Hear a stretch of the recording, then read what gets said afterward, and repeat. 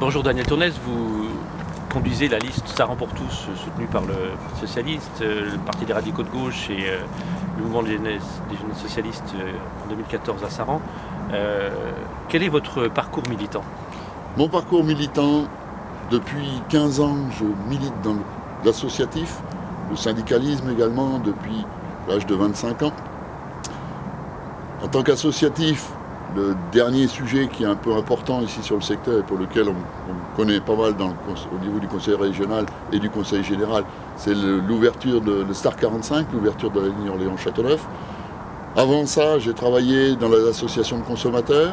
J'ai eu l'occasion de discuter, de débattre avec des ministres au niveau français, au niveau européen à Bruxelles, dans plusieurs pays d'Europe, pour défendre la consommation et une économie sociale, responsable et durable. Comment pouvez-vous définir l'équipe que vous animez, l'équipe Saran pour tous, qui va se présenter avec vous aux élections municipales de 2014? Alors pour les élections municipales de 2014, on a constitué, et on peut dire aujourd'hui complètement, une liste Saran pour tous, diverse, dynamique, une mixité complètement intégrée et qui nous permet aujourd'hui d'avancer sur un projet fort qui apportera, à mon avis, beaucoup de dynamique à cette ville de Saran. Quel est le point du projet Saran pour tous que vous voudriez mettre en avant de manière prioritaire? La priorité de Saran pour tous, c'est que demain, les jeunes de Saran puissent continuer à rester sur Saran, s'installer, vivre, travailler. Donc la priorité de ce programme, c'est effectivement tourner vers la jeunesse, vers le développement durable de la ville, vers une économie sociale et solidaire qu'il faut développer pour avoir de l'emploi durable, de l'emploi qui tienne la route et de l'emploi qui reste ici non délocalisable.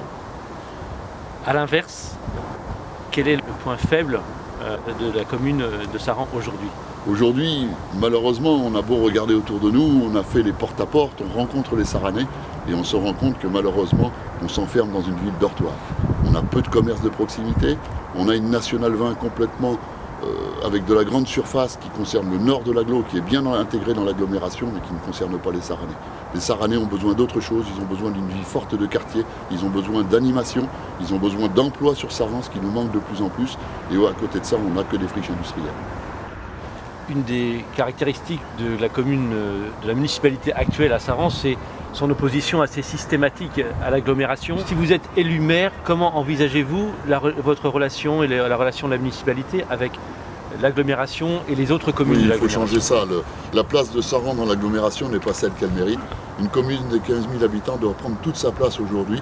Et notamment, nous représentons quand même le nord de l'agglomération et on a un poids considérable à porter.